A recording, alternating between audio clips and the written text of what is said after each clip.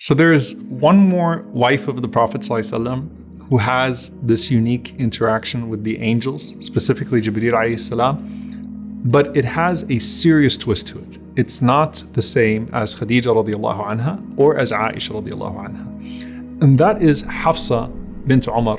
May Allah subhanahu wa ta'ala be pleased with her and her father.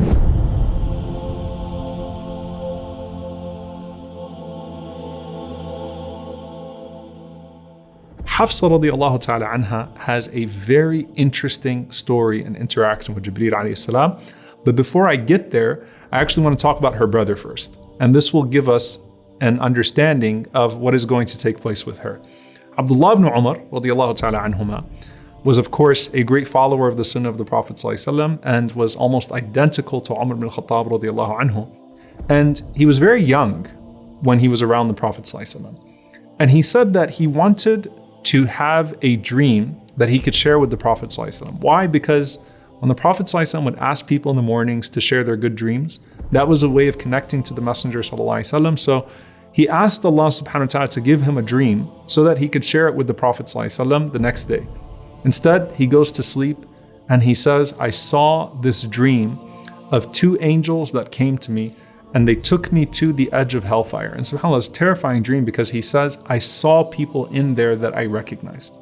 So imagine he's looking at hellfire for enough of a time that he sees people that he knows in the hellfire.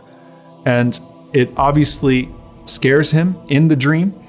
And just as he is looking at it, another angel comes and says to him, do not be afraid, and commands that the angels take him instead to the right because this is not your place. So the dream is scary in that, he saw hellfire and he saw people that he knows in hellfire and he was in front of it for that time. But it's also a good dream in the sense that he was spared from it, right? So it's an interesting dream, but it's not the type of dream that he had in mind to share with the Prophet ﷺ after Fajr the way that other companions would share their dreams. So instead he goes to Hafsa radiallahu anha, his sister, who's also the wife of the Prophet ﷺ, and says to Hafsa radiallahu anha, can you speak to the Prophet ﷺ about this dream? Hafsa approaches the Messenger ﷺ, shares the dream. Rasulullah ﷺ, in his wisdom, knowing that whatever he says is going to get back to Abdullah, he starts off by saying, Ni'ma rajulu Abdullah. What a good young man Abdullah is. What an excellent young man he is. Which is a statement of praise, right? So that he's put at ease, that he's a good young man. But then he says, لو كان يصلي من الليل. If only he'd pray a little bit more at night. So Abdullah is an excellent young man, but Abdullah should also pray some more at night. He needs to pray Qiyamul Layl. Now you can imagine what the nights of Abdullah ibn Umar radiallahu ta'ala anhuma looked like after he heard that from the Prophet ﷺ as a very young man. So his life is going to be distinguished by his Qiyamul Layl as it is in many other ways. Now what does this have to do with Hafsa radiallahu anha?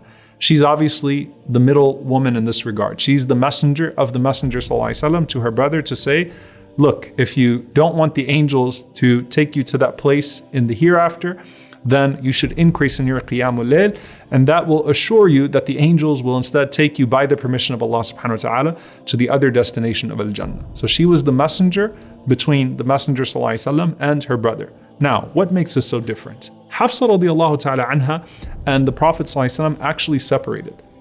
Rasulullah ﷺ actually reached a point of divorce with Hafsa radiallahu ta'ala anha. He was not cruel with her, he did not abuse her, he did not harm her, but the Prophet ﷺ had reached a point where he was going to separate from her. And when the Prophet ﷺ reaches that point, how is this in praise of Hafsa radiallahu anha?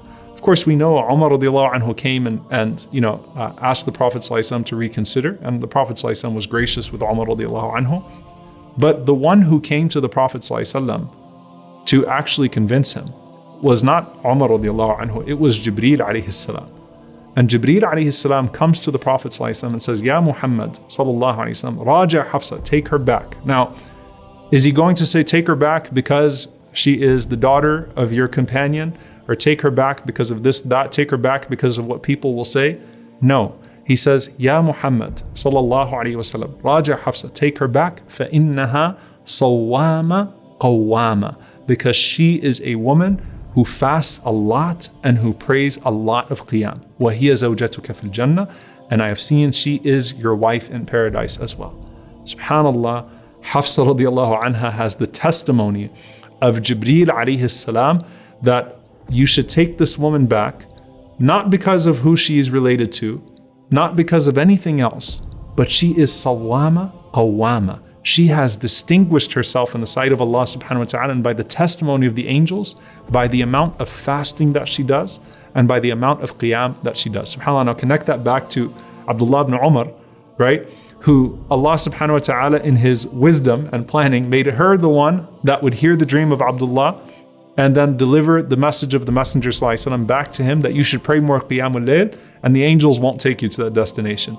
And now you have the greatest of the angels coming to the Prophet sallallahu alaihi wasallam to testify on her behalf that, by the way, this is a woman who is distinguished by her qiyam and her siyam.